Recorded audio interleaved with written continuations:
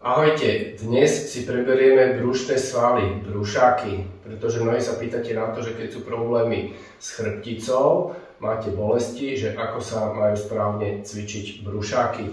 Čo nám robia vlastne brušáky? Ide o to, ako som už hovoril, že my nesmieme mať hyperlordózu, čiže toto prehnutie je moc veľké, lebo vtedy vlastne sa nám vytlačajú hernie von a tlačia nám do nervov, takže tam potrebujeme, aby sme my dostali vlastne tú prehnutú chrbticu do takej rovnovážnej polohy. Takže to nám robia brušné svaly a ten priamy brušný sval, ktorý teraz vlastne robí to, čo my potrebujeme, je uchytený hore na rebrách a dole na panve, rectus abdominis sa volá, a tento nám vlastne dokáže priťahovať pánev, preklapať dohora a to my potrebujeme. Vtedy sa vlastne vyrovná tá chrbtica. Udeje sa to, keď si predstavíte, že tunák na tejto časti sú tu na tých spodných rebrách. Úpony toho rectus abdominis, toho priamého brušného svalu, a ktorý ide sem na os pubis, na túto kosť, tak toto keď ja začnem sťahovať, tak ten oblúk na tej chrbtici sa nám začne vystierať dolu ako lúk.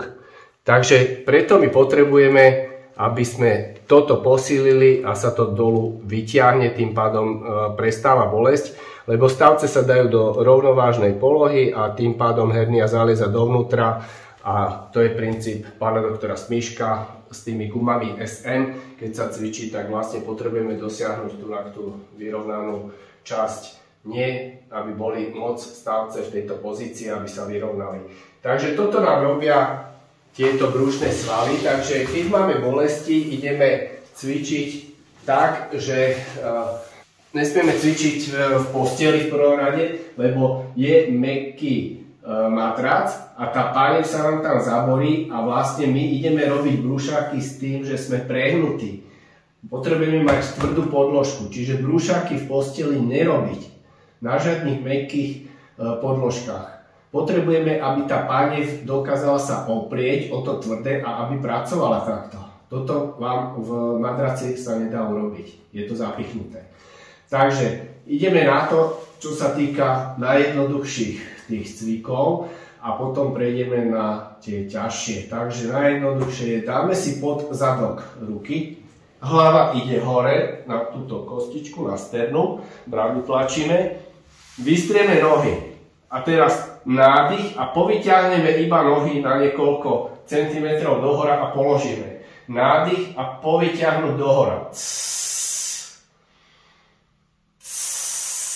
Tu, keď idem s nohami hore, tak pritláčam chrbticu kríže do zeme. Ja dám tú ruku preč, aby ste to videli, čo sa deje tunák s tou lordózou. Čiže dám si takto. Čiže tunák tento detail, teraz keď budete pozerať, tak uvidíte, že ako náhle ja dám vlastne nohy hore, tak sa pritlačia kríže. Čiže toto teraz ukážem zle, čo je, že je to tu prehnuté, toto je zle, ale my potrebujeme urobiť toto. Vidíte, že pritlačím tie kríže do tej podložky.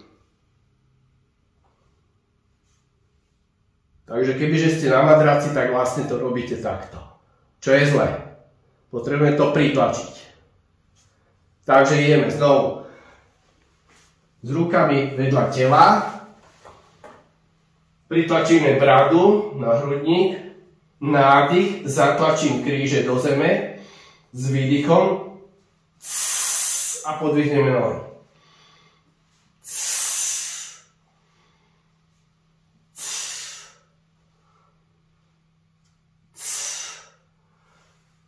Odpočíneme si s krkom vždy po týchto cvikoch, pretože je to hodne napínané, je tu ten trapezius dosť vyšponovaný, takže potom by ste dostali po cvičení bolesti, tak preto vždy po takýchto cvikoch si chytíte krk, žmýkam krk a vyťahnem si hlavu, ako by som mu chcel vytrhnúť z chrbtice.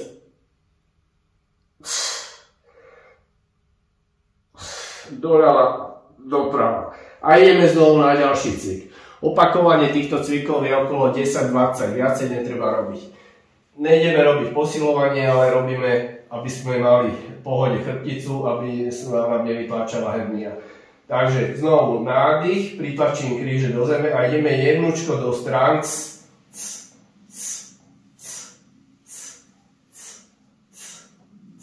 a položiť. Znovu ideme vyťahať krk.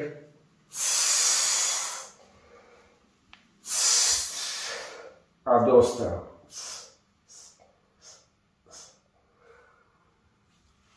Znovu ruky pod zadok. Pritlačíme kríže do zeme, nádych.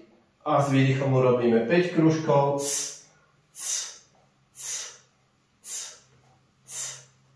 Znovu si vyťaháme hlavu. A ideme znovu krúžky naspäť.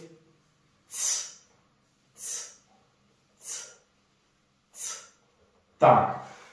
Znovu vyťaháme hlavu. Toto boli tie jednoduchšie cviky. Prejdeme teraz trošku ďalej. Už sa jedná o dynamickú neurostimuláciu.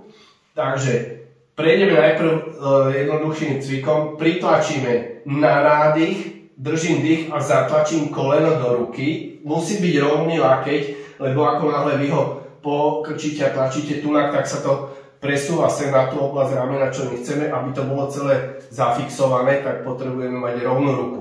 Nádych a tlačíme do tej ruky, výdych, tlačíme ďalej, povolíme, ideme 5 krát, znovu kríže tlačím do zeme.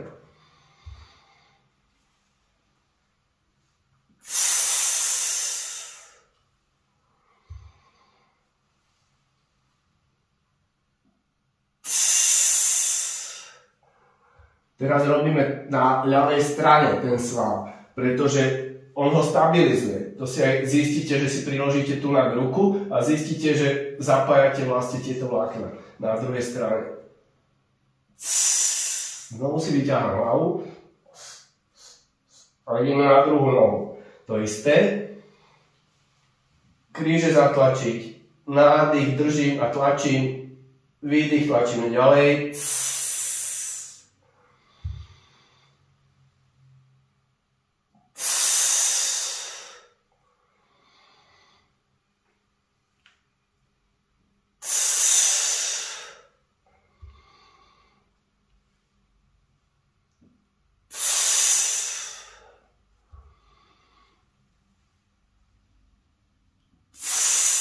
A vyťaháme si krk.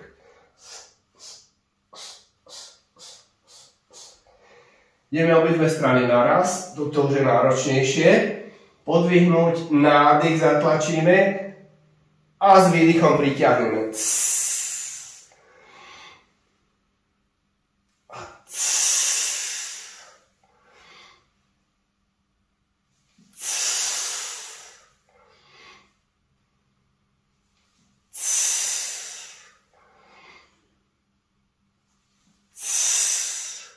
Obidve kolena ľavou rukou a pravou chytíte hlavu, priťahnete na výdych ku kolenám. Vystrielame ruky.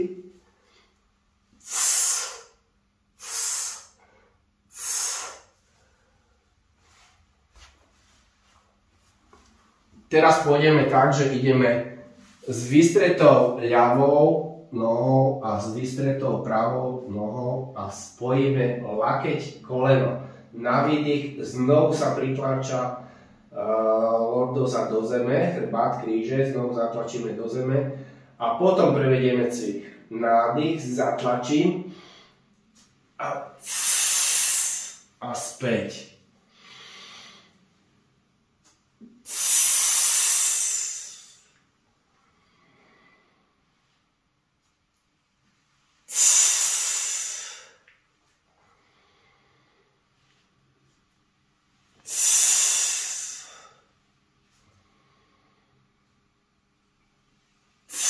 Druhá.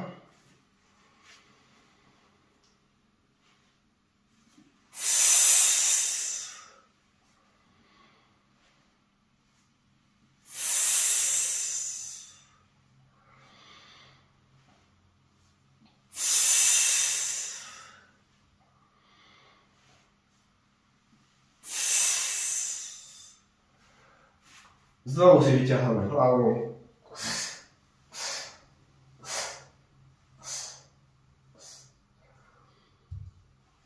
Ruky na stehna, nádych a teraz ide pravá ruka na pravé koleno s výdychom. Späť opačne. Pritlačiť kríže a ideme hore.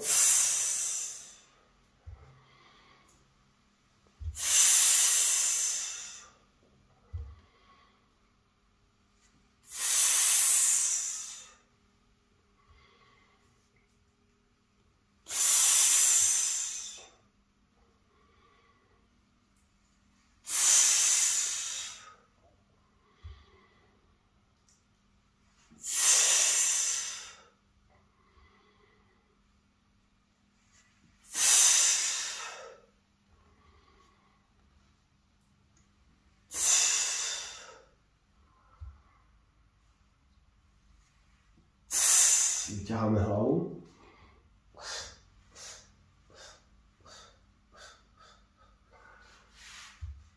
Ideme posledný cvik.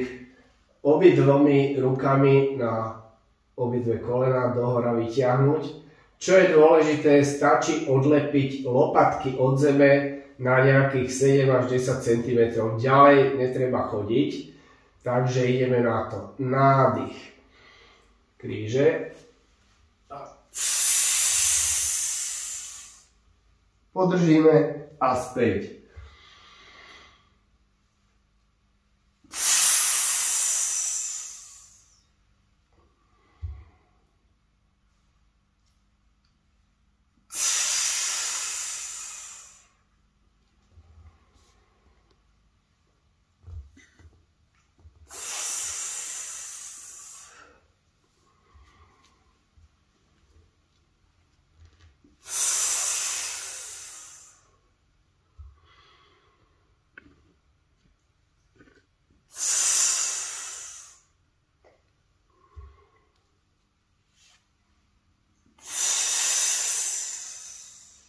Posledný.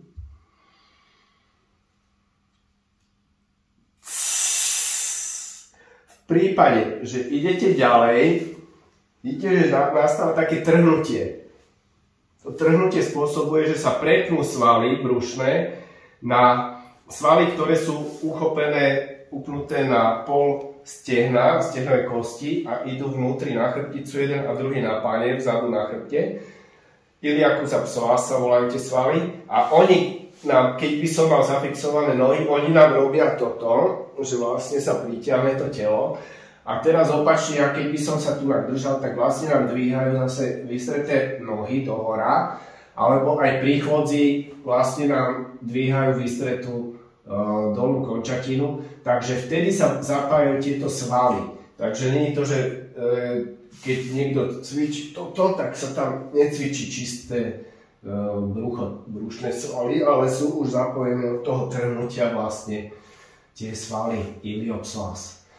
Ďakujem za pozornosť, myslím, že toto bude stačiť na to, aby ste dokázali si zosiliť tie brušné svaly na to, aby tá hernia vám skutočne zalezla dovnútra. Ja vám to znovu teraz ukážem na modeli vlastne, že čo sa tam deje, aby ste si to obnovili, že čo tým brušným svalom vlastne dokážete spraviť. Takže máme silnú lordózu, keď máme herniu, ako náhle je silná lordóza, tak ono sa to vytlača viacej. A my potrebujeme z tohoto uhla, keď je to tunak takto, potrebujeme to dostať do rovnovážnej polohy, aby tie stavce neboli moc scvaknuté. Takže vtedy, keď sa to udeje, tá hernia zaleza dovnútra. Veľa šťastia vám želám, aby ste cvičili v pohode, nie aby to bolo násilné. Ahoj!